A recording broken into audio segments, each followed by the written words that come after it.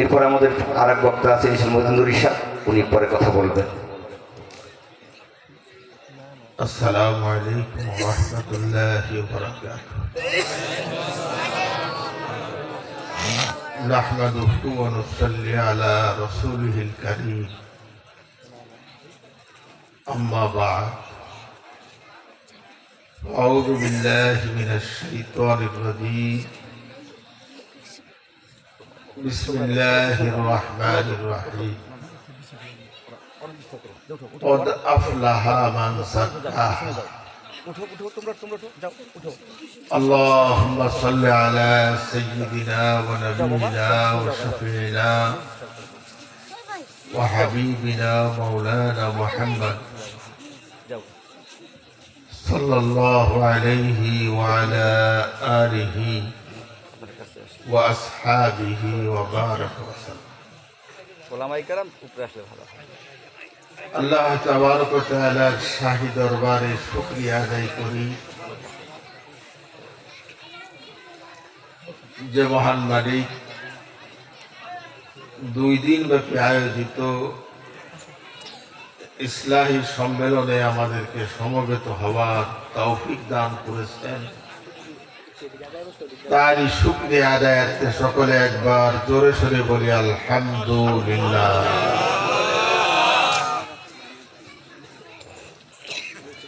আমি মনে হয় এই 7 বছর পরে অনেক কষ্ট করে আপনাদের সামনে হাজির হতে পেরেছি। কথা খুব মেলা বলার সুযোগ নাই, বলতে পারব না। তবে আমার সাথে যারা স্ট্রোক করেছিল তার কেউ দুনিয়ার মুখে নাই।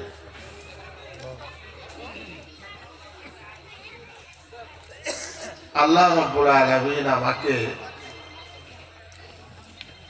অতিরিক্ত হায়াত দান করেছেন মনে হয়। এই জন্য 18 সালে স্ট্রোক করার পরেও এখন আল্লাহ রাব্বুল আলামিন বাঁচিয়ে রেখেছেন। আমি আপনাদের সামনে কোরআনুল কারীম 30 পারা সূরা ওয়াশ-শামসের ছোট্ট এক টুকরা আয়াতে কারিমা তেলাওয়াত করেছি। আল্লাহ তৌফিক দিলে এই আয়াতের উপরেই আমি আমার আলোচনা সমাপ্ত করতে চাই। ভাইরা আমার, দুনিয়ার সমস্ত মানুষ চায় যে তার জীবনটা সফল হোক, জীবন ব্যর্থ হোক, এটা কেউ চায় না। আমার এই কথার সাথে কি আপনারা একমত? যারা জীবনে লেখাপড়ার মধ্যে সফলতা দেখেছে, বাপ নিজে রিক্সা চালায়, এরপরেও চায় তার ছেলে মেয়েগুলোর লেখাপড়া করাইয়া সফলতা লাভ করবে। যারা টাকা পয়সার মধ্যে সফলতা দেখেছে, তারা জীবনের সর্বস্ব শেষ করে ফেলায় টাকা পয়সা কামাই করার জন্য।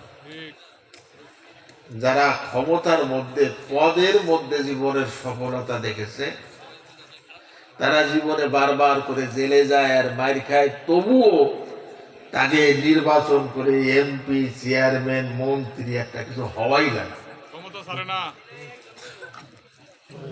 বাস্তব না অবাস্তব? একটু হিসাব করে বলুন তো দেখি, এটা কি আসলে জীবনের সফলতা? ইতিহাসের পাতা উল্টালে আমরা দেখব এমন একজন ব্যক্তি যার জীবনে এই 3টি বিশেষণ সমানভাবে ছিল। যে ছিল তদানীন্তন সমাজের ধনী শ্রেণীর মধ্যে অন্যতম ধনী, যে ছিল তদানীন্তন সমাজের সবচাইতে বড় নেতা, যে ছিল তদানীন্তন সমাজের করে গোনা কয়েকজন সুশিক্ষিত মানুষের মধ্যে অন্যতম শিক্ষিত। নাম বললে চিনবেন, নামটা হলো আমর ইবনুল হিসাম। কি নাম বললাম? আমর ইবনুল হিসাম। এই নামে কেউ চিনবে না আলেমরা ছাড়া। যেই নামে সকলে চিনবেন সেই নামটা হলো আবু জেহেল। কোন নাম বললাম আমি? আবু জেহেল। মক্কার সবচেয়ে বড় নেতা, সবচেয়ে বড় শিক্ষিত, সবচেয়ে বড় ধনী। জীবনটা সফল না ব্যর্থ? হ্যাঁ, একই সময় আর একজন লোককে খুঁজে পাবো, কালো কুৎসিত চেহারা, লেখাপড়া জানে না, ব্যক্তি স্বাধীনতা নাই, কৃতদাস গোলাম। নাম হলো বেলাল ইবনে রাবাহ, হযরত বেলাল হাবশী রাদিয়াল্লাহু তাআলা আনহু। জীবন সফল না ব্যর্থ? আর একটু জোরে কত, কতটুক সফল? বিশ্বনবী মুহাম্মদুর রাসূলুল্লাহ এই মেরাজের মাস, মেরাজের শেষে এসে বললেন, বেলাল তুমি এমন কি আমল করো যে আমি জান্নাতের মধ্যে তোমার খরমের খটখট আওয়াজ শুনতে পেয়েছি?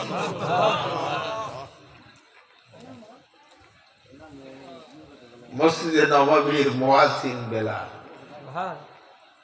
মসজিদে নববীর ইমাম বিশ্বনবী মুহাম্মদুর রাসূলুল্লাহ সাল্লাল্লাহু আলাইহি ওয়াসাল্লাম, আর মুয়াজ্জিন বেলাল। মদিনায় যখন অনেক ভালো ভালো কারি পাওয়া যায়, সুশিক্ষিত কারি পাওয়া যায়, চেহারা ভালো মানুষ পাওয়া যায়, এই লোকটার চেহারা ভালো না, কারি ভালো না, আর সাধু ঠিক মতন কইতে পারে না, ইয়া রাসূলুল্লাহ এই মুয়াজ্জিন পাল্টাই দিলি হয় না?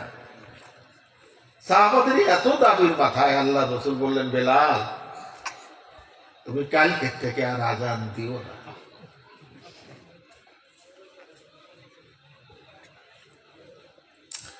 বেলাল আজান দেয় না।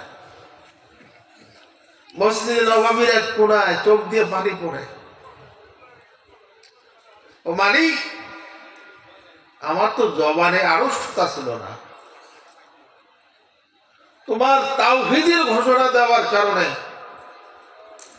আমার জবানের ভিতরে যে লোহার পেরেক ঢুকিয়ে দিছিল, এর থেকে তো আমার জবানে আড়ষ্টতা। এই অপরাধে কি তুমি আমার মুয়াজ্জিনি কেড়ে নিলে? ফজরের নামাজ আদায় করে আল্লাহ রাসূল মুসল্লিদের নিয়ে বসে আছেন। জিবরিল আমিন এসে বললেন, ইয়া রাসূলুল্লাহ আজকে মসজিদের ফজরের আযান হবে না?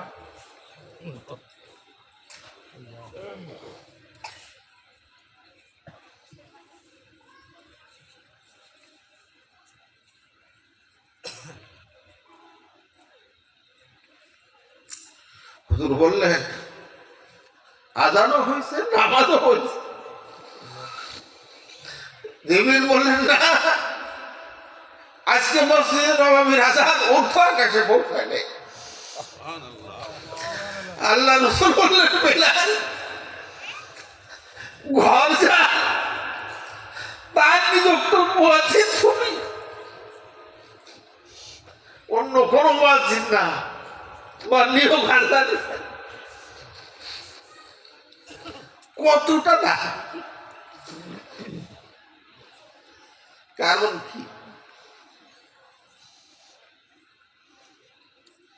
একজন হেদায়েত পাইছে, আর একজন হেদায়েত থেকে মাহরুম হয়েছে। বেলাল হাবশী হেদায়েত পাইছে, বেলাল হাবশী দামি। আবু জেহেল হেদায়েত না পাওয়ার কারণে আবু জেহেল বেদামি। কত বড় বেদামি! দুনিয়ার সবচেয়ে নিকৃষ্টতম জানোয়ার শূকর, ও তার চাইতে বেদামি। কি বলেন, ঠিক না বেটি? ঠিক না বেটি? এই কথাটা আমার না, আল্লাহ বলেন ওয়ালাকাদ যারানা লিজাহান্নামা কাসীরাম মিনাল জিন্নি ওয়াল ইনস লাহুম কুলুবুন লা ইয়াফকাহুনা বিহা ওয়া লাহুম আয়ুনুন লা ইবসিরুনা বিহা ওয়া লাহুম আযানুন লা ইয়াসমাউনা বিহা উলাইকা কাল আনআম বাল হুম আদল। মানুষ এবং জিন এদের মধ্য থেকে যারা জাহান্নামের উপযুক্ত হয়ে গেল, এদের অবস্থা হলো তাদের দেল আছে, দেল দিয়ে বোঝে না। এই ইউসুফপুর এলাকায় আমার অত্যন্ত স্নেহের মাওলানা মাহমুদুল হাসান তাওহিদি আপনাদের মাইকিং করে করে করে করে শোনাই নাই, এসটাই সম্মেলন কানে পৌঁছাই নাই, কার কার শোনে নাই? অনেকেই কান আছে, শোনে নাই, চোখ আছে, দেখে না, দেল আছে, দেল দিয়ে কোরআনের কথাগুলো বোঝার চেষ্টা, উপলব্ধি করার চেষ্টা করে না। আল্লাহ বলেন এই তিন স্বভাব যাদের তৈরি হবে, দিল দিয়ে কোরআন বোঝার চেষ্টা করে না, কান দিয়ে কোরআন শোনার চেষ্টা করে না, চোখ দিয়ে আমি আল্লাহ রাব্বুল আলামিনের নিদর্শন সমূহ দেখার চেষ্টা করে না, উলাইকা কাল আনআম, এরা হলো চতুষ্পদ জানোয়ার। চতুষ্পদ জানোয়ারের মতন, কাল চতুষ্পদ জানোয়ারের মতন। এইটুকুই আল্লাহ ছাড়েন নাই, বললেন বালহুম আদল, বরং এরা তার চাইতে অধিক নিকৃষ্ট। আমরা কি এই পর্যায়ে যেতে চাই? আমরা কি এই পর্যায়ে যেতে চাই? তা যদি না চাই তাহলে আমাদের হতে হবে কার মতন? বেলালে হাফসির মতন। কার মতন? আর একটু জোরে কর, বেলালে হাফসির মতন যদি হতে হয় তাহলে আমাদের যে কাজটা করতে হবে, আমি সেই আয়াতটা আপনাদের সামনে পড়েছি। আল্লাহ রাব্বুল আলামিন বলেন কদ আফলাহা মান যাক্কাহা।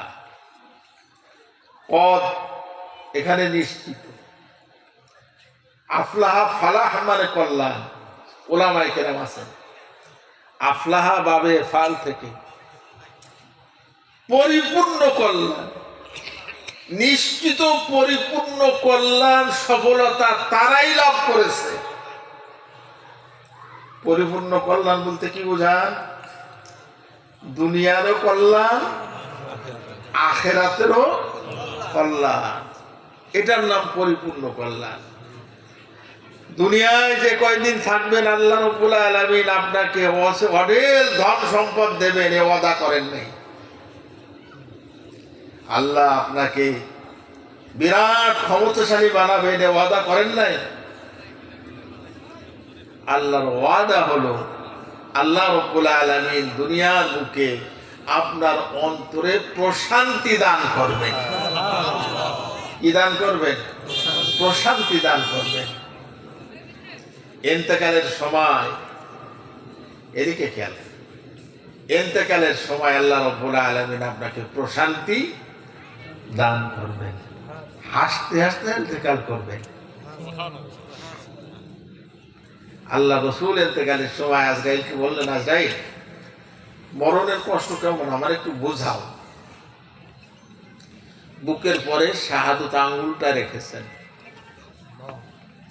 নবী আমার চিৎকার দিয়ে বললেন, আজরাইল হাত সরাও, আমার মনে হচ্ছে তুমি উহুদ পর্বত আমার বুকের পরে চাপাই দিও। উনি বললেন, ইয়া রাসূলুল্লাহ, এর চাইতে সহজে, এর চাইতে কম আযাব দিয়ে কারো জান কবজ করা হয় না। রাসূলের চোখ দিয়ে টপ টপ করে পানি পড়ছে। আজরাইল এখন থেকে শুরু করে কিয়ামত পর্যন্ত আমার যত উম্মত সকলের মরণের আযাব এক জায়গায় জমা করে আমার উপর দিয়ে চাপায় দাও।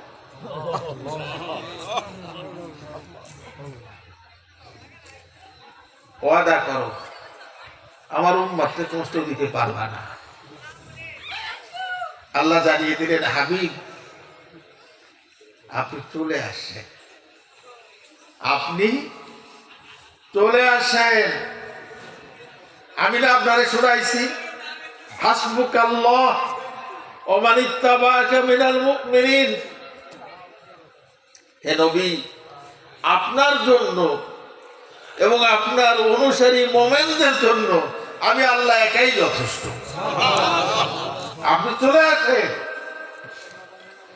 ওদেরকে এমন ভাবে মরণ দেওয়া হবে,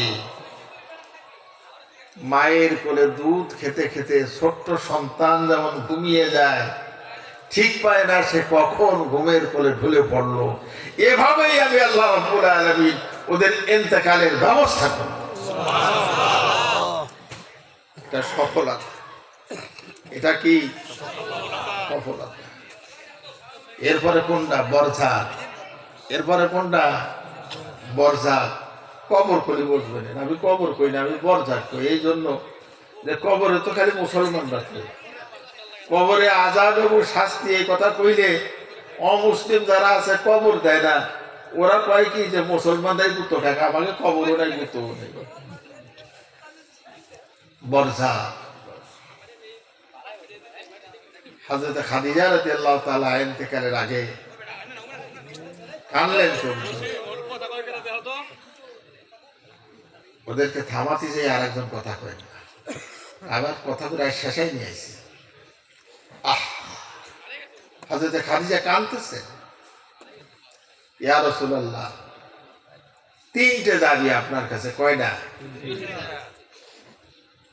আপনার গায়ের চাদর দিয়ে আমার কাফন দেবেন, আমার কবরের মধ্যে রাখার আগে আপনি একটু গড়াগড়ি দেবেন, আমারে কবরে নিজে হাতে নামাবেন। সব চলে যাবে কিন্তু আপনি যাবেন না। মানকির নাকিরের প্রশ্নের উত্তর না দিয়ে আমার এতিম বানাইতে আপনি চলে আসবেন না। রাসূল দাবি কবুল করলেন। রাসূল কবরকে সামনে নিয়ে দাঁড়িয়ে আছেন। জিবরিল আমিন এসে সালাম দিয়ে বললেন, ইয়া রাসূলুল্লাহ, বাড়ি চলে যান। খাদিজার কবরের জিম্মাদারি আপনাকে নিতে হবে না, খাদিজার কবরের জিম্মাদার স্বয়ং আল্লাহ। কে? এই সাথে আর একটা খোঁজ খবর শুনে যান, কিয়ামত পর্যন্ত আপনার যত মা আপনার সুন্নাহর উপরে জীবন যাপন করবে, তাদের কবরের জিম্মাদারও আল্লাহ। কবরের জিম্মাদার কে? সফলতা না ব্যর্থতা? আর একটু জোরে কর। আমাদের দেশে কিছু ভণ্ড আছে, আমাকে কোনো চিন্তা নাই, কবরে নামানোর সাথে সাথে আমার দয়াল বাবা কবরে চলে আসে। জোরে কোয়া যায় না? কবরের জিম্মাদার কে? এরপরে উঠবেন কোন জায়গায়? ময়দানে মাহশার। ময়দানে মাহশার, হাসরের ময়দান। এই হাসরের ময়দানের জিম্মাদার কে? আল্লাহ বলেন যে তোমার মাথার উপরে ওই এক গেজ উপরে সূর্য থাকবে না। ওই দিন আমি আরশের ছায়ায় বিছানা বিছাইয়া মেহমানদারির ব্যবস্থা করব। কিসের ব্যবস্থা?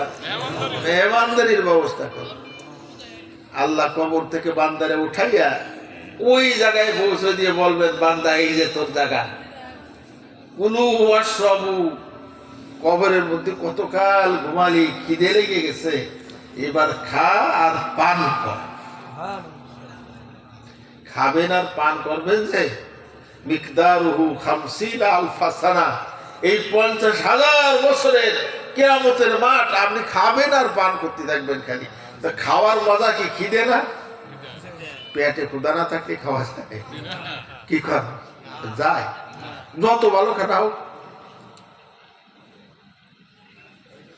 এই জন্য আল্লাহ সিস্টেম চালু করে দেবেন, পেট ভরে খাবে, একটা ঢেকুর দেবে, আর নাড়ি জলা খিদে, আবার খাবে, আবার ঢেকুর দেবে, আবার খিদে, খা।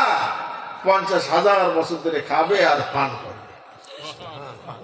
এর মধ্যে আল্লাহ রাব্বুল আলামিন আমল নামাটা ওই খাওয়ার মধ্যে দিয়ে ডান হাতে দিয়ে দেবেন। কোন জায়গা দিয়ে দেবেন? ডান হাতে। ডান হাতে দিয়ে বলবেন, যা উদখুলুহা বিসালাম। ওই যে জান্নাত দেখা যায়, শান্তির সাথে জান্নাত চলে যাও। বিগয়রি হিসাব, বান্দা আমি থেকে আজকে কোনো হিসাব নেব না। এটা সফলতা না ব্যর্থ? আল্লাহ বলেন এই সফলতা যদি লাভ করতে হয়, মান যাক্কাহা, যে তার আত্মাকে পরিশুদ্ধ করেছে, যে তার আত্মাকে কি করেছে? পরিশুদ্ধ করেছে। টাকা পয়সা, ছেলে মেয়ে, ইয়াওমা লা ইয়ানফাউ মালু ওয়ালা বানুন ইল্লা মান আতাল্লাহা বিকলবিন সালিম। আল্লাহ বলেন কিয়ামতে শেষ দিনে তোমার টাকা পয়সা, ছেলে মেয়ে কোনো কাজে লাগবে না যদি তুমি কলবে সালিম, নিরোগ কলব, যেই কলবের মধ্যে কোনো রোগ নাই, যে কলবের মধ্যে কোনো রোগ নাই, এমন একটা কলম নিয়ে যদি আমি আল্লাহর কাছে আসতে পারো, তাহলেই তোমার জীবন সফল, অন্যথায় ব্যর্থ। কলবে যদি রোগ থাকে, তাহলে এই কলমটাকে রোগ মুক্ত করতে পারার নামই হলো যাক্কাহা, যে তার কলমকে রোগ মুক্ত করতে পেরেছে। কষ্ট হচ্ছে আপনাদের? কলম রোগ মুক্ত করা লাগবে না? লাগবে না? রোগালা কলম নিয়ে গেলি নাজাত পাওয়া যাবে না। এই জন্য কলমটাকে রোগ মুক্ত করতে হবে। কলবের মধ্যে রোগ কিভাবে হয়? আপনার কলবে রোগ আছে না নাই এটা বুঝবেন কি? এটা দেহের উদাহরণের মতো। মাথা ব্যথা, মাথা ব্যথা স্বাভাবিক সারে কি খালি? ওই প্যারাসিটামল খাইয়ে মাথা ব্যথা সারলো না। এবার ডাক্তারের কাছে গেলে ডাক্তার প্রেশার মাপি দিয়ে কয়ে তোমার তো প্রেশারে হয়েছে, এইবার প্রেশারের বড়ি খাও। প্রেশারের বড়ি খান, তাও কাজ হয় না, মাথা ব্যথা যায় না। এইবার মাথায় স্পেশালিস্টের কাছে যাওয়া লাগবে কি লাগবে না? টাকা পয়সা খরচ করে ডাক্তার পরীক্ষা নিরীক্ষা করে কইল যে তোমার ব্রেনের মধ্যে একটু পানি জমিছে। কি জমিছে? এই ইনজেকশন গুলো দিলাম, এই ওষুধগুলো দিলাম, খাও, যদি ভালো হয় তো হলো, ভালো না হলে ব্রেন অপারেশন করতে হবে। কি করতে হবে? এই ব্রেন অপারেশন করার আগে ছোট্ট একটা কাগজে সই দেয়া লাগে। বল, রোগী যদি অপারেশন থিয়েটারে মারা যায়, সেই জন্য ডাক্তার দায়ী।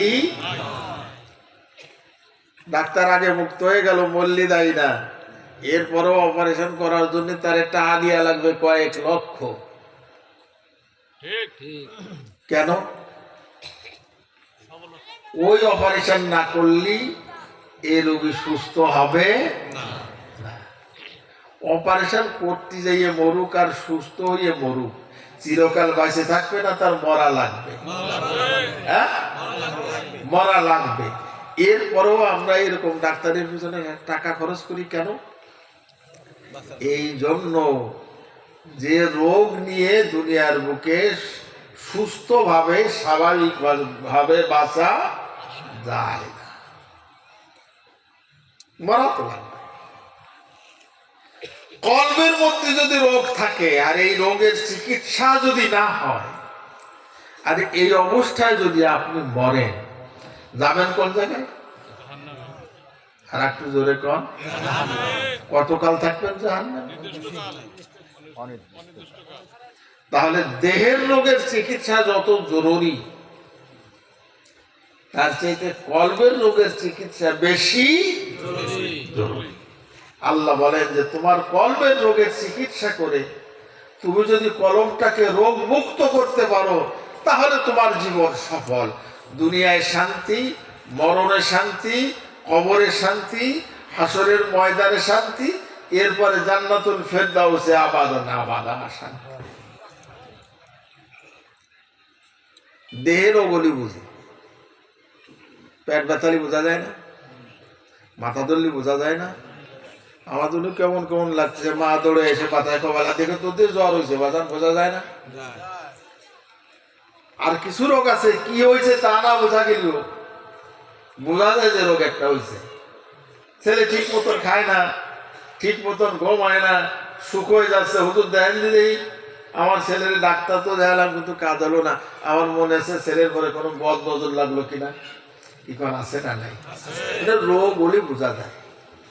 আপনার কলবে রোগ আছে কিনা এটা বুঝবেন কি, এটা বোঝা খুব সোজা।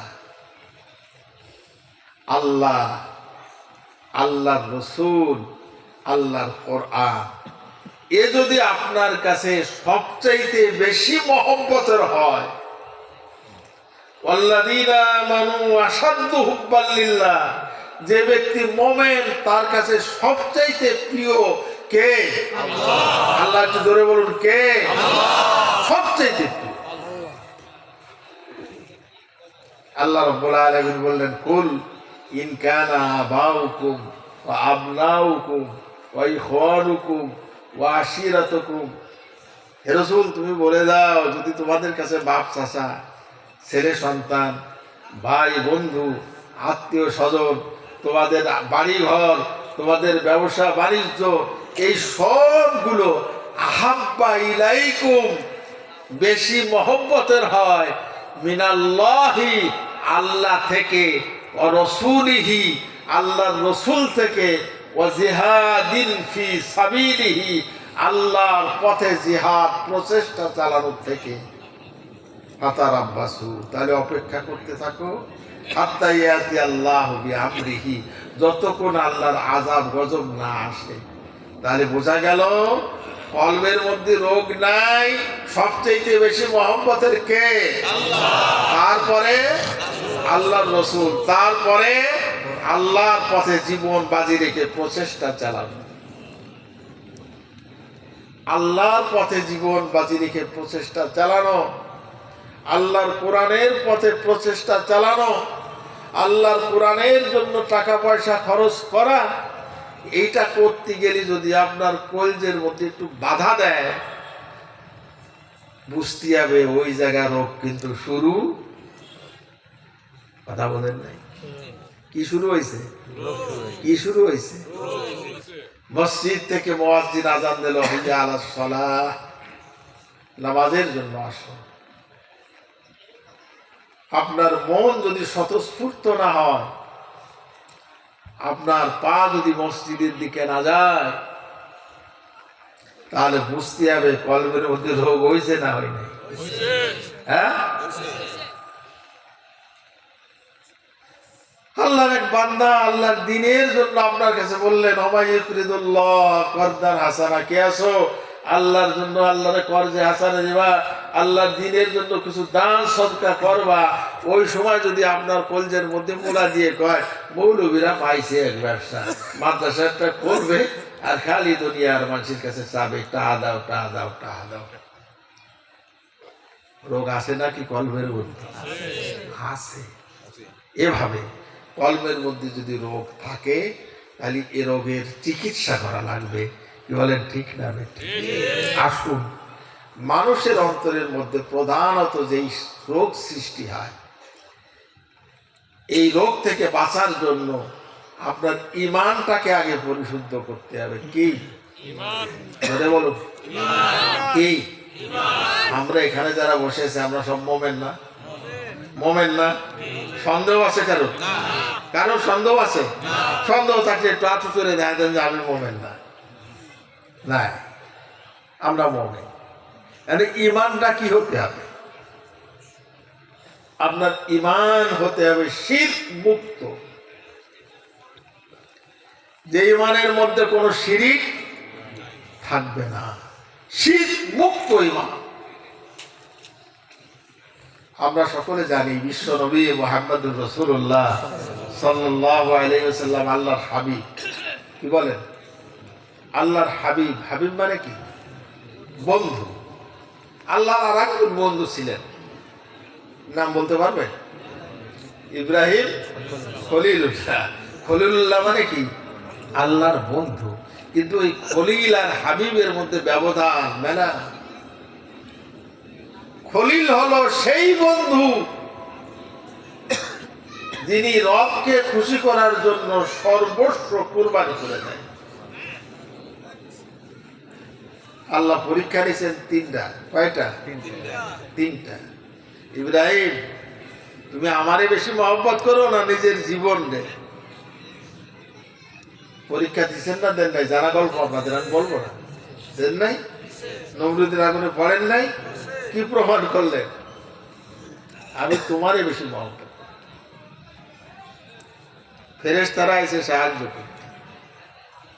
বাতাসের ফেরেশতা কয়, আমারে কও বাতাস সরাই দিই। তুমি কেটা? ফেরেশতা। ধরে যাও। এরকম করতে আসতে আসতে জিবরিল আমিন, জিবরিল আমিন বললেন যে তুমি আল্লাহর কাছে কও। ইব্রাহিম আলাইহিস সালাম কয়, আল্লাহরে কি কব? আমি আগুনে পুড়ে ছাই হলে আল্লাহ খুশি, না আমি বাস দিয়ে আল্লাহ খুশি? এ তো আমি জানি না, এ তো আমি জানি না।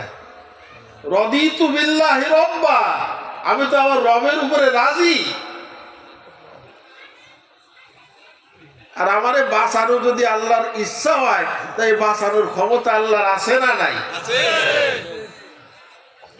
আর আমি পুড়ে গেলে যদি আল্লাহ খুশি হয়, তা আল্লাহরে খুশি করার জন্য আমি ছাই হতে রাজি। আমি আল্লাহরও খুশি করব। অন্যায়। আল্লাহ কইছেন, এবার মুখ খুললো কিনা?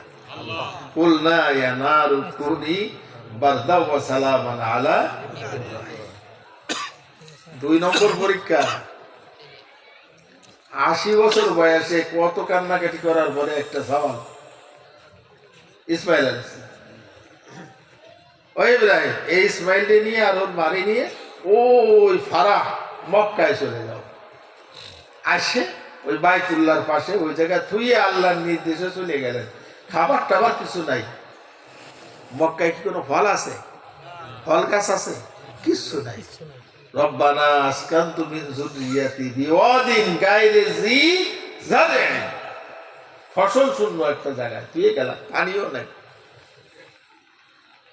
পাস না ফেল পরীক্ষায়? 1 বছর, 2 বছর, 3 বছর, 4 বছর, 5 বছর চলে গেছে। ওই থুয়ে যে গেছে তো গেছে। আল্লাহ ডাক দেবে, ওই ইব্রাহিম, ইসমাইল আর হাজেরারে যে থুয়ে আসলে তো দেখতেই তো গেলে না। রদিতু বিল্লাহি রব্বা, আল্লাহ আমি তো তোমার পরে খুশি, তুমি যাতে খুশি আমি তাতে খুশি। তুমি তো আমার থুইয়ে আসছি কইছো, থুইয়ে আইছি, তুমি তো আমার দেখতে যাতে কও নাই।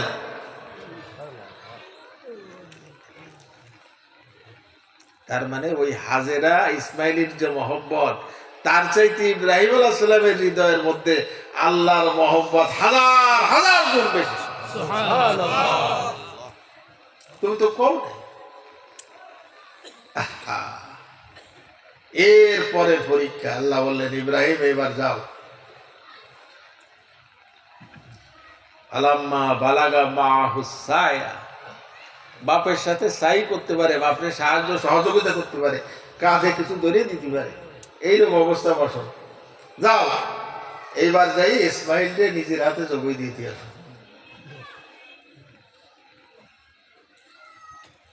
আল্লাহ স্বপ্নে দেখাইছে। ইব্রাহিম আলাইহিস সালাম কি দেখছেন? স্বপ্নে দেখছেন। চলে আসছে মক্কায়। ইয়া বুনাইয়া ইন্নী আরা ফিল মানাম আন্নী আযবাহু, ও ছেলে আমি স্বপ্নে দেখছি তোমারে জবর দিচ্ছি, তুমি তোমার অভিপ্রায়টা বলো। ছেলেও সেই রূপ, বললেন যে যা দেখছো তাই করো। কোরবানি দিতে গেছে, কোরবানি কি হয়েছে? হয়েছে? আল্লাহ রাব্বুল আলামিন তো হুকুম দিতে পারতেন যে ইব্রাহিম তোমার ছেলে ইসমাইলকে কুরবানি দাও, স্বপ্নে দেখালেন কেন? আরে আল্লাহ যদি হুকুম করতেন যে ইসমাইলকে কুরবানি দাও, তাহলে এই কুরবানি না হওয়া পর্যন্ত হুকুম পালন হতো না। কিন্তু আল্লাহর তো মানুষটা তা না। আল্লাহ দেখতে চাচ্ছেন। আল্লাহ জানেন না কি কোন? আল্লাহ জানেন না? আল্লাহ দেখার দরকারটা কি? আল্লাহ জানেন না? আল্লাহ দেখতে চাচ্ছেন না, এটা আমাদের জন্য দেখাতে চাচ্ছেন। ইব্রাহিম আলাইহিস সালাম কুরবানি দিতে পারলেন না। যখন কুরবানি হয়ে গেল, উনি এবার আল্লাহু আকবার করে জোরে চিৎকার দিয়েছেন। পিছন দিয়ে ইসমাইল আলাইহিস সালাম কয় আল্লাহু আকবার, আল্লাহ। চোখের বাঁধন খুলে ফেলার দিলে বড় ব্যথা, এত কষ্ট করে গলা কাটলাম, কিন্তু শেষ পর্যন্ত ইসমাইলের কুরবানি হলো না। পিছনে ফিরে ইসমাইল দাঁড়ানো, দিলে বড় ব্যথা। আহা, আল্লাহ কুরবানি কবুল করলেন না। আল্লাহ ডাক দিয়ে বললেন ওরা যাই না, ইয়া ইব্রাহিম। আমি ডাক দিলাম, ও ইব্রাহিম, কত সদ্দাক্তার রুইয়া, তুমি তোমার স্বপ্নকে সত্য পরিণত করেছো। অফাদাইনাহু বিযিবহিন আযীম। আমি তোমার সওয়াল দিয়ে সরাইয়া এই যে সামনে যে দুম্বাটা সেট করা হয়েছে, অফাদাইনা, এটা আমি করেছি। কয়টা পরীক্ষা দিলেন? কার ভালোবাসা? এ হলো খলিল। আর বিশ্বনবী হলেন হাবিব। হাবিব কারে বলে? হাবিব হলেন ওই বন্ধু, যেই বন্ধুরে খুশি করার জন্য আল্লাহ ব্যস্ত থাকেন, যেই বন্ধুরে খুশি করার জন্য প্রয়োজনে আল্লাহ তার বিধান পরিবর্তন করে দেন। মদিনায় যাওয়ার পরে রাসূল নামাজ পড়েন বাইতুল মাকদাসের দিকে ফিরে। দিলে চায় যদি বাইতুল্লাহর দিকে ফিরে নামাজ পড়ার কথা আল্লাহ বলতেন। 1 মাস 2 মাস 17 মাস চলে গেল। আল্লাহ এইবার রাসূল এইবার মাঝে মাঝে আকাশের দিকে তাকায়। আল্লাহ বলেন কদ নারা তাকাল্লুবা ওয়াজহ, ও নবী, আমি দেখি তুমি তোমার চেহারাটাকে আসমানের দিকে উঠাও। কি জন্য উঠাও তা তো আমি জানি। ফালানুওয়াল্লিয়ান্নাকা কিবলাতান তারদাহা, কিবলা পরিবর্তন করে দেওয়া হলো, যেইটা তোমার দিলে চায়। তারদাহা, যেইটা তোমার দিলে চায়, ওই বাইতুল্লাহর দিকে ফিরে নামাজ পড়ো। বিধান পরিবর্তন করলেন কিনা? আল্লাহ রসুলকে বলছেন ওয়ালা সাওফা ইউতিকা রাব্বুকা ফাতারদা, এ নবী, আমি তোমারে এত দেব যে তুমি খুশি হয়ে যাবা। আল্লাহ রসুল বলেন জিবরাইল থামো, তুমি সাক্ষী থাকো, যতক্ষণ পর্যন্ত আমার একটা উম্মাত জাহান্নামে থাকবে আমি ততক্ষণ পর্যন্ত খুশি হব। আল্লাহ বললেন তাও তোমার খুশি হবে। ময়দানে মাশারে আল্লাহ রাব্বুল আলামিন আমলনামা দেখবেন, এক একজনকে করে ডাকবেন, এক একজনকে ডাকবেন। রব্বুল আলামিন, তুমি ময়দানে মাশারে আমার উম্মতগুলোর আমলনামা, আপত্তিকর আমলনামাগুলো আর কেউ দেখাইয়ে না, এগুলো আমার কাছে দিয়ে দিও। আল্লাহ রাব্বুল আলামিন বলেন হ, এই আমলনামাগুলো তোমারে দিই আর তোমার দিলটা ভাঙিয়ে দেয়। আমি একা দেখবো আমার বান্দারে, আর কেউ দেখাবো না। মেরাজে আরশে আজিমে আল্লাহ রসুল, আল্লাহ রসুল কান্দেন। আল্লাহ বলেন হাবিব, এই কান্না তো আমি তোমার দিচ্ছি, কান ইয়া রাসূল, ইয়া রব্বুল আলামিন, তুমি হলে রব্বুল আলামিন আর আমি হলাম রহমাতুল লিল আলামিন। তুমি রব আর আমি রহমান। তোমার আর আমার মাঝখান দিয়ে তোমার বান্দা আমার উম্মতেরা জাহান্নামে চলে যাবে, পারবো? ইন্তেকালের সময় রাসূল কান্দে। আল্লাহ বলেন হাবিব কান্দো কেন? কান্দি কে? আমি তো উম্মতকে নিয়ে আসছি, আমি চলে যাওয়ার পরে আমার উম্মতের জিম্মাদারি কে নেবে? আল্লাহ রাব্বুল আলামিন বললেন হাবিব চলে আসো, লা আতরুকু উম্মাতাকা ফারদা, আমি তোমার উম্মতকে একা ছেড়ে দেবো না, তোমার উম্মতের জিম্মাদারি আমি আল্লাহ।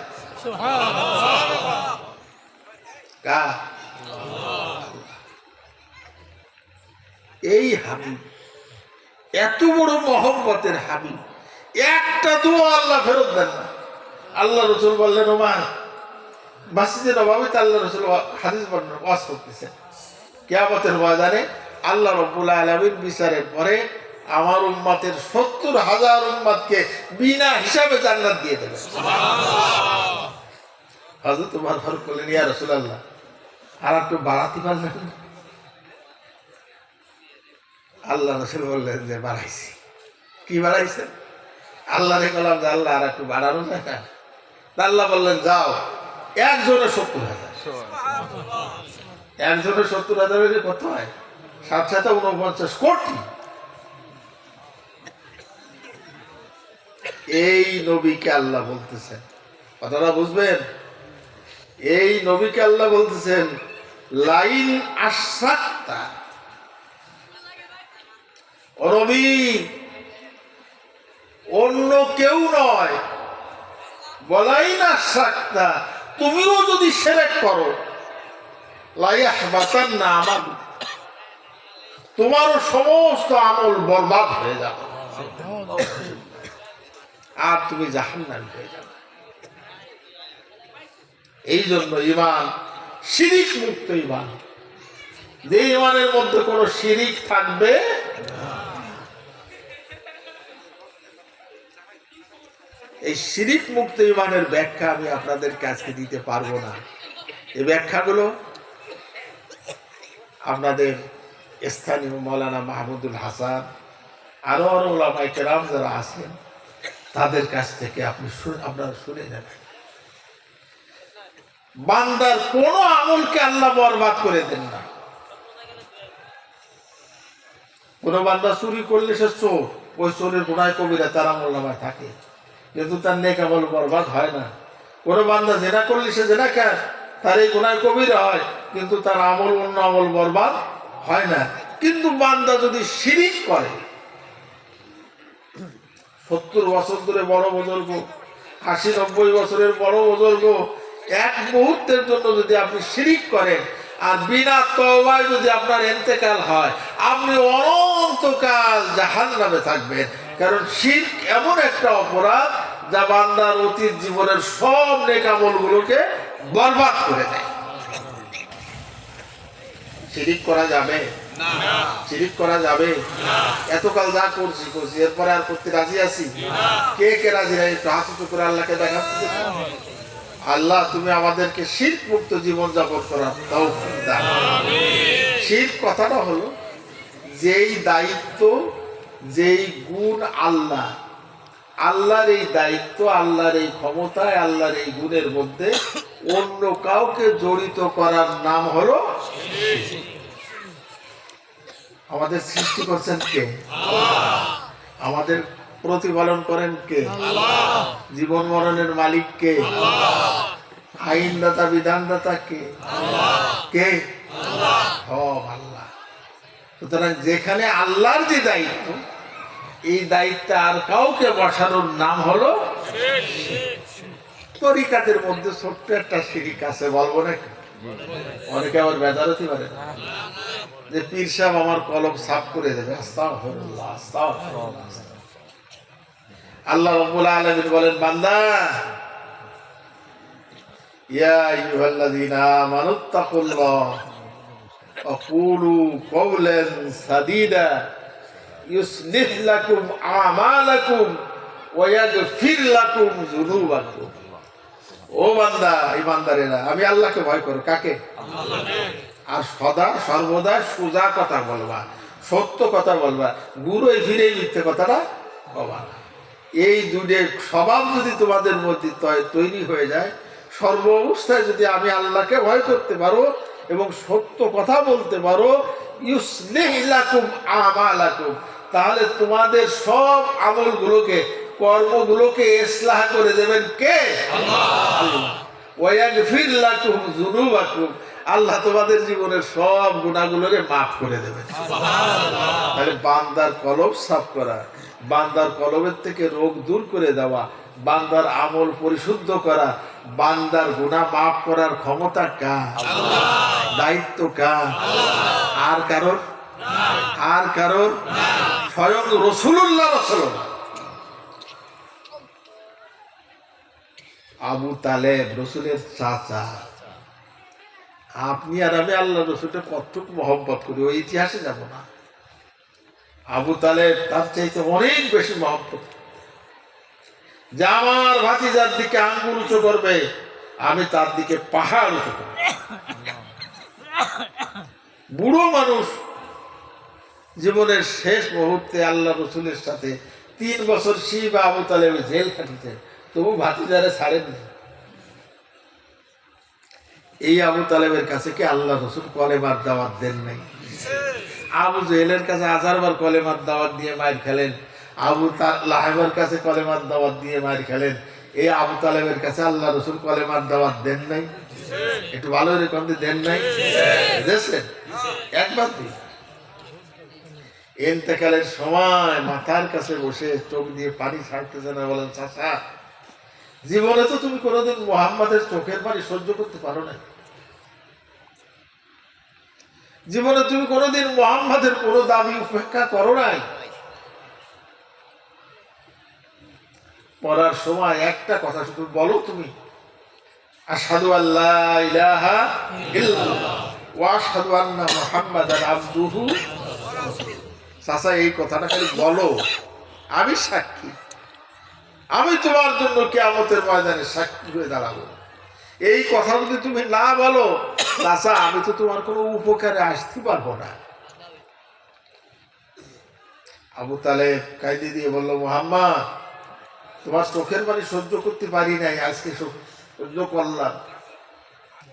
তোমার কোনো দাবি উপেক্ষা করতে পারি নাই, আজকে উপেক্ষা করলাম। আমি জানি তুমি যে এই দিনের কথা বলো এটাই একমাত্র সত্য দিন। আমি জানি এই কোরআনই একমাত্র আসমানি কিতাব। সব জানার পরে আমি অনন্তকালের আযাবকে মেনে নিলাম, কিন্তু আমি যদি আজকে তোমার এই কলমা পড়ি তাহলে এই লোকজন বলবে যে মরার সময় ভাতিজার কাছে আত্মসমর্পণ করেছে, এই খোটা আমি সহ্য করতে পারবো না।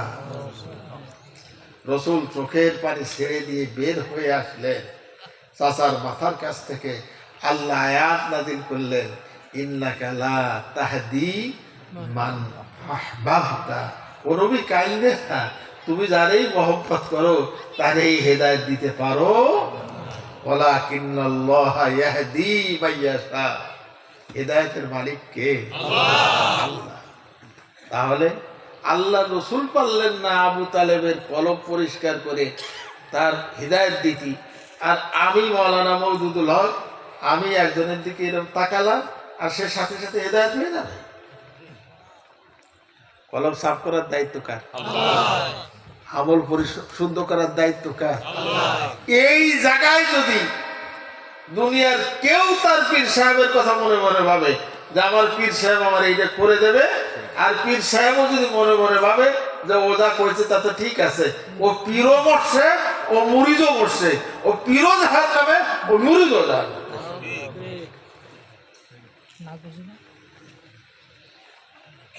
কদ আফলাহা মান যাক্কাহা। শিরক মুক্ত ঈমান। 2 নম্বর যে কথাটা বলবো তা হলো বেদাত মুক্ত আমল। এটা ইসলামী মাহফিল না? বেদাত মুক্ত আমল। বেদাত কারে বলে? দ্বীনের মধ্যে আল্লাহ রসুল যে দ্বীন আমাদের কাছে রেখে গেছেন এটা পরিপূর্ণ না অপরিপূর্ণ? পরিপূর্ণর ঘোষণা কে দিলেন? আল ইয়াউমা আকমালতু লাকুম দীনাকুম ওয়া আতমামতু আলাইকুম নি'মাতি ওয়া রাদিতু লাকুমুল ইসলামা দীনা। এই পরিপূর্ণ দ্বীন, এক গ্লাসে পানি ঢালতে থাকবেন, ঢালতে ঢালতে ঢালতে ঢালতে পানি যখন পরিপূর্ণ হয়ে যায় তখন দেখবেন তাকায় যে মনে হচ্ছে যে কোনায় দিয়ে উপরে খানিক বাইয়ে আছে। কি বলেন ঠিক না? এরপরে 1 ফুট যদি ফেলেন তাহলে কোনায় দিয়ে বাইয়ে পড়বে 4-5 ফুট, না আর একটু বেশি।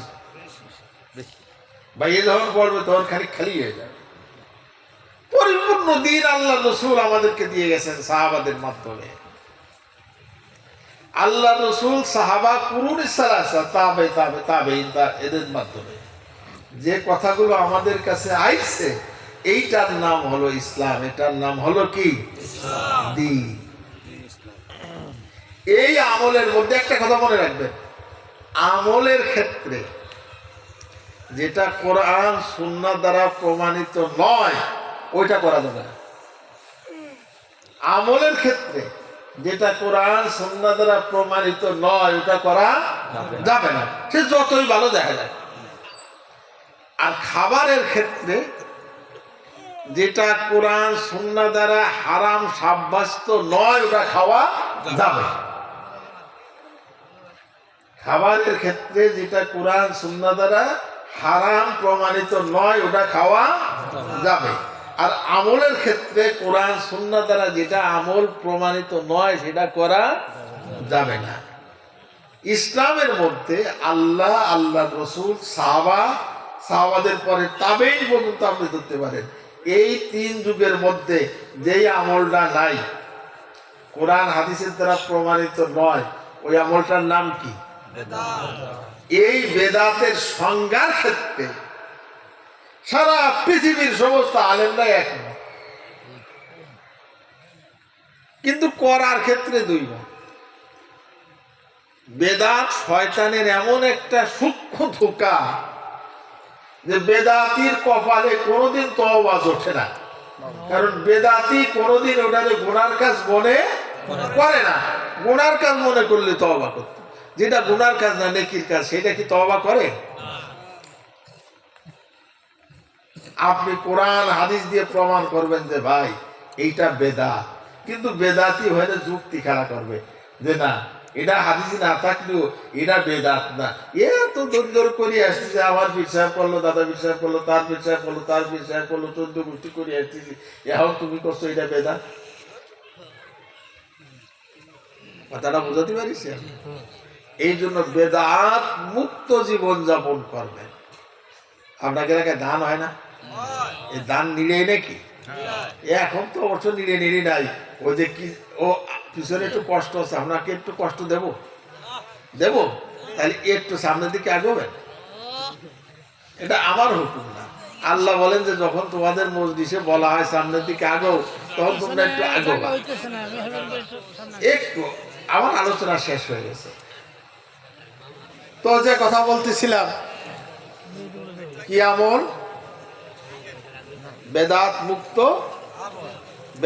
মুক্ত আমল, যে আমলের মধ্যে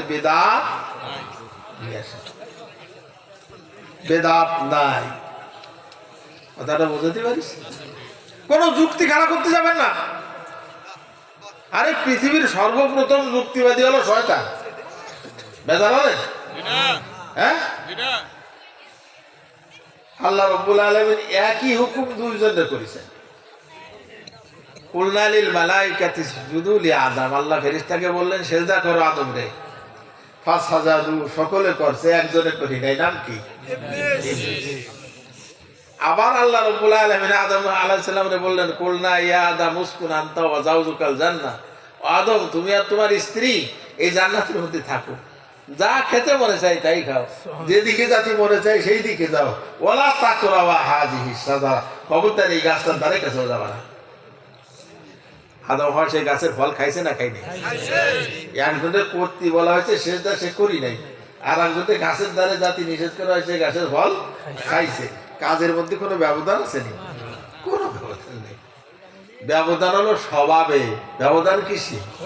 আল্লাহ বললেন এই সেজদা করতে বললাম, করলি না কেন?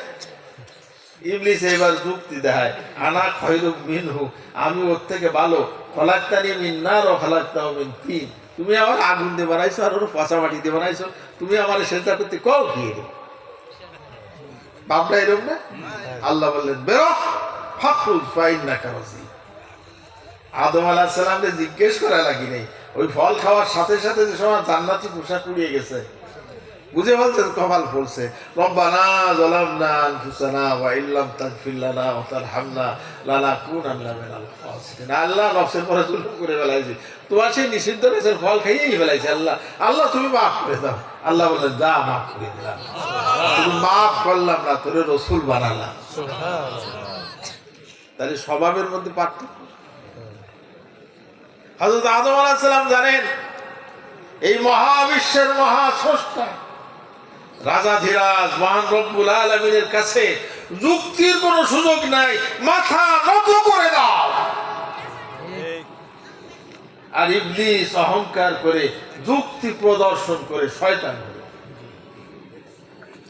কোরআন সুন্নাহর দ্বারা যেটা প্রমাণিত, এটা কোনো যুক্তির দরকার নাই। কোরআন সুন্নাহ আছে, এইটা ইসলাম, এইটা মেনে নিয়ে আল্লাহর সামনে মস্তক অবনত করে দেবেন। আর যেটা কোরআন সুন্নাহ দ্বারা প্রমাণিত নয়, সেটা যত ভালোই আপনার কাছে মনে হোক না কেন, 14 গোষ্ঠী 100 গোষ্ঠী করে আসুক না কেন, ওইটা করা যাবে না, ওইটা না। কথা বুঝে আছে আমার? 3 নম্বর শয়তানের আর একটা কাজ, এইটা হলো তাফরিক। আল্লাহ রাব্বুল আলামিন বলেন, আনা আকিমুদ্দিন ওয়ালা তাতাফাররাকু ফীহ, তোমরা আমার দ্বীনকে কায়েম করো এবং এ ব্যাপারে কোনো বিচ্ছিন্নতা, পরস্পর বিরোধিতা করে না। ইখতিলাফ, মতবিরোধ, এটা সর্ব অবস্থায় থাকতে পারে, কিন্তু ইখতিলাফ হতে পারবে না। ইখতিলাফের কোনো সুযোগ নাই। শয়তান খুব ভালো করে জানে যে এই উম্মতের মধ্যে ছলে বলে কলে কৌশলে ইখলাসের মাধ্যমে সূক্ষ্ম ভালো ভালো আমলের কথা কইয়ে এই উম্মতের মধ্যে দ্বন্দ্ব বাধাই দিতে হবে, 2 দল বানাই দিতে হবে। তাতে লাভ কি? হযরত মূসা আলাইহিস সালাম কিতাব আনতে গেলেন, কহে তুলে ফিরে এসে দেন বাছুর পূজা হচ্ছে। বড় ভাই হারুন আলাইহিস সালামের রাগের চোটে দাড়ি ধরে ফেলাইছে, তুমি কি আমার বিরোধিতা শুরু করলে? তুমি দেখো না যে এরা শিরক করতেছে। হারুন আলাইহিস সালাম বলতেছেন, হে আমার মায়ের সন্তান, লা তাখুয বিলাহিয়াতি ওয়ালা বিরাসি, তুমি আমার দাড়ি ধরে না আর মাথায় আঘাত করে না। ইন্নী খশিতু আন তাকুলা ফাররাকতা বাইনা বানি ইসরাঈল, আমি ভয় পাচ্ছিলাম যে তুমি আরো আমার কাছে প্রশ্ন করবা যে তুমি বনি ইসরায়েলের মধ্যে বিরোধিতা সৃষ্টি করেছো, 2 দল বানায় ফেলাইছো। আমি ওদেরকে বলেছিলাম, কিন্তু ওরা বলো যে তোমার কথা শুনবো না যতক্ষণ পর্যন্ত মূসা না আসে। তুমি ফিরে আসা পর্যন্ত ওরা বাছুর পুজো করেছে, এটা আমি মানে নিয়েছি এই জন্যে যে তুমি ফিরে আসার পরেও বাছুর পুজো সব ধূলিসাৎ হয়ে যাবে। কিন্তু 2 দল যদি হয়ে যেত তাহলে এমন দ্বন্দ্ব শুরু হয়ে যেত যেটাকে তুমিও মিটাইতে পারতে না। একজন পয়গম্বর হারুন আলাইহিস সালাম কি পয়গম্বর হয়ে সাময়িক শিরক মেনে নিয়েছেন, কিন্তু ইফতিরাক, দলাদলিকে মেনে নিতে পারেন নাই। এই দলাদলির খেসারত আপনাদেরকে বাস্তবে দেখায়। সারা পৃথিবীতে তাবলীগ জামাত অত্যন্ত আন্তরিকতার সাথে দ্বীনি দাওয়াতের কাজ করতেছিল কিনা? করতেছিল। ইকরামুল মুসলিমিন, মুসলমানের ইকরাম। এত কিছুর পরে 18 সাল থেকে 18 সালে এই তাফরিক ইফতিরাকের কারণে ওই টুঙ্গির ময়দানে এই তাবলীগী লোকের হাতে তাবলীগী লোক নিহত হয়েছে। এবছরে হয়েছে না? এবছরে হয়েছে না? একদল আর একদলের মানে নিতে পারতেছে না। মসজিদে লাগাই দিচ্ছে, সাতপন্থীদের মসজিদে ঢোকা নিষেধ। আবার দেখে না সাতপন্থীকে ক্ষমতা আছে, ওরা লেখছে কিনা আমি জানি না, তবে সাতপন্থীকে নিষেধ, সাতপন্থীকে নিষেধ, এইটা আমি খুব বেশি করে শুনছি। অথচ আল্লাহ কোরআনে বলছেন ওর চাইতে বড় জালেম, ওমান আযলামু মিম্মান মানা মাসাজিদাল্লাহ আইয়াযকুরা ফীহি, ওর চাইতে বড় জালেম আর কে হতে পারে যে আল্লাহর ঘরে তার বান্দাদেরকে আল্লাহর জিকির করতে বাধা দেয়?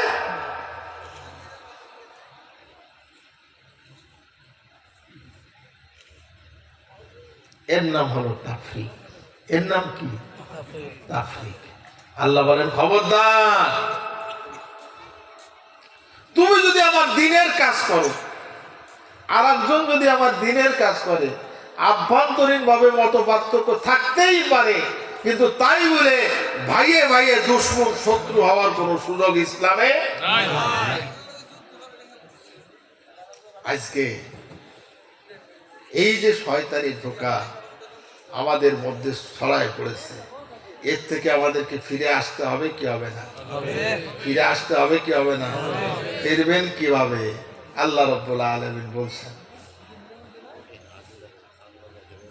ও দুনিয়ার মানুষ, ওয়াতাসিমু বিহাবলিল্লাহি জামিয়া, সকলে আল্লাহর রজ্জুকে মজবুত করে ধরো। আল্লাহর রজ্জু মানে কোরআন। আল্লাহর রজ্জু মানে কি? আর একটু জোরে কর, আর একটু জোরে বলো। আল্লাহর রজ্জু এই কোরআনকে মজবুত করে ধরো। সারা দুনিয়ার সব মানুষগুলো যদি এই কোরআনের কাছে চলে আসে, আমার কথা বুঝতে পারতেছি? কোরআনের কাছে যদি চলে আসে, তাহলে আর কোনো মতানৈক্য, মতদ্বন্দ্ব, রেষারেষি, মারামারি, এই কলহ এগুলো থাকবে না। আমরা কি কোরআনের কাছে আসতে রাজি আছি? সকলে সকলে একটু হাত উঁচুরে আল্লাহরে দেখা। আল্লাহ আমাদেরকে কবুল করুক। হাত যতটুকু ওঠে ততটুকু দেখেন, আল্লাহ কবুল করুক। আলহামদুলিল্লাহ, হাত নামা। আলোচনা আমার শেষ। আমরা যদি সকলে কোরআনের কাছে আসতে পারি, কোরআন অনুযায়ী জীবন যাপনের জন্য প্রচেষ্টা চালাই, আর এই কোরআনকে বোঝার জন্য সুন্নাহ লাগবে কি লাগবে না? মুখ খুলে বলুন। খালি কোরআনের কথা বললে আবার সমস্যা আছে, কারণ এই দেশে আবার একদল ফেরকাস বার হইছে, এটাও ভান্ডামি। কাজে কোরআন থাকতে আবার হাদিস লাগবে কি জন্য? এ গাদা, তুই কোরআন বুঝবি তো না হাদিস ছাড়া? কি বল? ঠিক না ঠিক? এই জন্য কোরআন সুন্নাহর কাছে আমাদের ঐক্যবদ্ধ হতে। আপনারা শোনেন, একটু এগো বসেন, একটু এগো বসেন, পিছন দিয়ে আমার জায়গা হচ্ছে না। এই সামনে ফাঁকা রয়েছে, অনেক লোক, একটু এগো।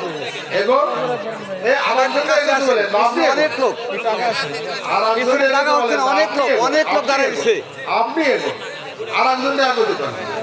আসেন, কথা না বলে তো আমার আলোচনা আপনাদের কাছে এই পর্যন্ত।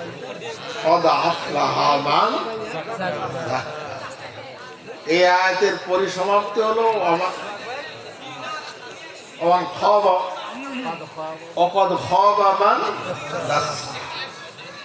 এর উল্টো যে করে নফসের অনুসরণ করবে, প্রবৃত্তির অনুসরণ করবে, সে চরম ভাবে ক্ষতিগ্রস্ত হবে। তা আমরা কেউ ক্ষতিগ্রস্ত হতে চাই না।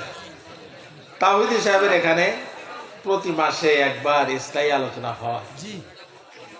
আলহামদুলিল্লাহ, আপনারা এই স্থায়ী আলোচনায় আসবেন। আপনাদের সামনে আমার এটা জীবনের শেষ আলোচনা হতে পারে। কতবার আসছি জানি না, বহু কষ্ট করে এত দূর সফর করতে বাড়িতে অনুমোদন দেয় না। এরপরও তাওহীদি সাহেবের দাওয়াতকে আমি উপেক্ষা করতে পারি না। আসছি, আমার জন্য দোয়া করবেন, আমি আপনাদের জন্য দোয়া করি। আল্লাহ রাব্বুল আলামিন যেন কিয়ামতের ময়দানে আমাদের সকলকে তার পেয়ারা হাবিব মুহাম্মদুর রাসূলুল্লাহ সাল্লাল্লাহু আলাইহি ওয়াসাল্লামের উম্মত হিসাবে কবুল করে রাসূলের সাথে জান্নাতে যাওয়ার তৌফিক দান। আমিন। আমাদের কলবের রোগগুলোকে আল্লাহ তার মেহেরবানি করে পরিশুদ্ধ করে দিই। কলবের রোগ পরিশুদ্ধ করবেন আল্লাহ কয় কাজ করলে? সর্বদা আল্লাহকে ভয় করলে, সত্য কথা বললে। সর্বদা আল্লাহকে ভয় করলে, সত্য কথা বললে। আমরা যেন সর্ব অবস্থায় আল্লাহকে ভয় করে সত্য কথা বলতে পারি। আর যেই মোমেন্ট আল্লাহকে ভয় করে সেই আল্লাহর ওলি। কার ওলি? আল্লাহর। আলা ইন্না আউলিয়া আল্লাহি লা খাউফুন আলাইহিম ওয়া লা হুম ইয়াহজানুন। জেনে রাখো, আল্লাহর ওলিদের কোনো ভয়ও নাই, চিন্তাও নাই। এ ওলি কারা? আল্লাহ বললেন, আল্লাযীনা আমানু ওয়া কানু ইয়াত্তাকুন। যারা পূর্ণ মুমিন, শিরক মুক্ত মুমিন এবং আল্লাহকে ভয় করে। আল্লাহ রাব্বুল আলামিন আমাদের সকলকে তার দ্বীনের জন্য কবুল করে নিন। তাওহীদি সাহেবের কষ্ট করে প্রতিষ্ঠিত এই মারকাজুল উলুম মাদ্রাসা, এই মাদ্রাসাকে আল্লাহ কবুল করে নিন। মাদ্রাসার সমস্ত প্রয়োজনকে আল্লাহ পূরণ করে দিন। আল্লাহ রাব্বুল আলামিন এই জায়গাটাকে, এই জান্নাতের বাগিচাকে পার্মানেন্টলি জান্নাতের বাগিচা হিসেবে কবুল করে। এখন আমি আপনাদের থেকে দোয়া চাই। আমি এই পাশ থেকে একটু বেরোবো। আসসালামু আলাইকুম ওয়া রাহমাতুল্লাহ।